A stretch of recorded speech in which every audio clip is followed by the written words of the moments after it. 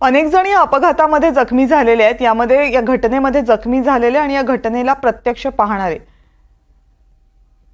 आता ट्रेनचा जो स्पॉट आहे तिथून पूर्ण क्लिअर करून त्याच्यानंतर प्रांत अधिकारी तिथून बाहेर पडले। डिस्ट्रिक्ट लेवलवर कंट्रोल रूमची स्थापना करण्यात आली। विभिन्न मल्टी एजन्सी कोऑर्डिनेशन जो आहे, पोलीस विभाग असतील, आपत्ती व्यवस्थापन असतील, रेल्वे असतील, अग्निशमन विभाग असतील, या सगळ्या विभागाचे हॉस्पिटल्स असतील, गव्हर्नमेंट मेडिकल कॉलेज असतील, या सगळ्या विभागाला आपण ॲक्टिवेट केला आणि त्याच्यानंतर औषधोपचार आपण या ठिकाणी सुरू केला। सिव्हिल सर्जन आता यांना भेटणार आहे आणि पुढील काय निर्णय ते घेतील।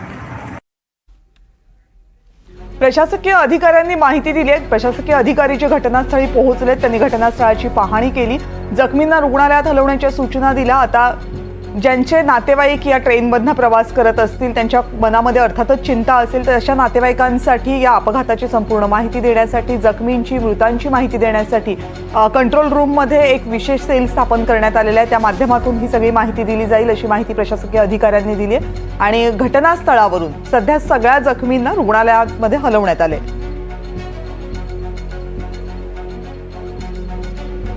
अनेक जण या घटनेमध्ये जखमी झालेले आहेत। काही असे आहेत की ज्यांनी प्रत्यक्ष ही घटना होताना पाहिली आहे। विशाल यादव हे अशाच जखमींपैकी एक आहे। त्यांच्याशी बातचीत केली आमचे प्रतिनिधी निलेश वाघ यांनी।